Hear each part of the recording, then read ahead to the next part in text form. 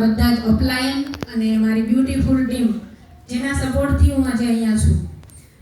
બધા લોકોએ વાત કરી કે અહીંયા આવું બોલવું એમ. હું પણ એક સિમ્પલ હાઉસવાઈફ હતી, સિલાઈ મશીનનું કામ કરતી 4 દિવાલની અંદર.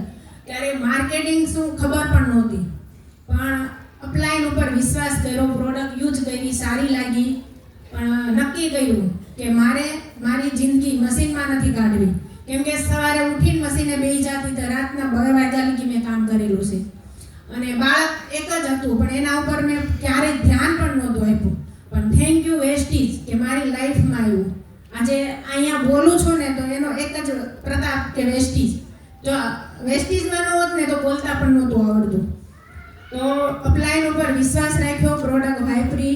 કોરોનામાં મારું જોઈનિંગ થયું હતું કે જ્યારે કોઈની ઘરે પણ નહોતા જઈ શકતા, પણ ઝૂમ ઉપર મીટિંગ એટેન્ડ કરી, લોકોના લેડીઝના વિડિયા સાંભળ્યા. 4 મહિના સુધી મેં લેડીઝને ફોલો કરી કે ખરેખર આની અંદર લેડીઝ પૈસા કમાય છે, તો ભગવાને મને મશીન આપવા નથી બનાવી. તો મારે આ બિઝનેસ કરવો છે. અપલાયનને મળી, પાછળ બેઠી અને શરૂઆત કરી. તો પહેલાં તો આપણે કોને કહીએ, સગાવાલાને, ફ્રેન્ડ સર્કલમાં 35 લોકોને બોલાવ્યા, પણ એક પણ વ્યક્તિએ મને આ નહોતી પાડી. એટલે થોડુંક અંદરથી એવું થયું. આજે તમને પણ એવું થતું છે કે આની અંદર તો કોઈ હા જ નથી પાડતા, તો મને પણ એવું જ થયું હતું, કોઈ હા નહોતી પાડી. મારી સગી બેને પણ મને હા નહોતી પાડી, પણ તેમ છતાં કીધું મારે મશીનમાંથી ફ્રી થવું છે. બસ એક જ ડ્રીમ હતું કે લાઈફ મશીનમાં કાઢવી નથી, મારે કંઈક કરવું છે. તો અપ્લાયને મને પાછી પોઝિટિવ કરી અને એના સપોર્ટથી આગળ કામ કરતી ગઈ. અને કોરોના આવ્યો, જ્યારે બીજી લહેર કોરોનાની આવી, ત્યારે મારા હસબન્ડને 65% કોરોના. અમે 15 દિવસ સુધી હોસ્પિટલમાં એડમિટ રહ્યા, ઘરે આવી ક્વોરન્ટાઇન, 1.5 મહિનાનો આરામ. હવે દુકાન પણ અમારે ઘરની હતી, રોકાણ 1.5 મહિનો. તમારો કોઈ પણ બિઝનેસ તમે 1.5 મહિનો ત્યાં જાઓ નહીં તો ત્યાંથી ઇન્કમ શું આવશે? તો 0 ઇન્કમ થઈ ગઈ. એ મહિનાનો ચેક મારે 36,261 રૂપિયાનો હતો. ત્યારથી ફેમિલીનો સપોર્ટ મળ્યો અને ટીમ બનવા મળી કે નહીં, આની અંદર ખરેખર સિક્યુરિટી છે.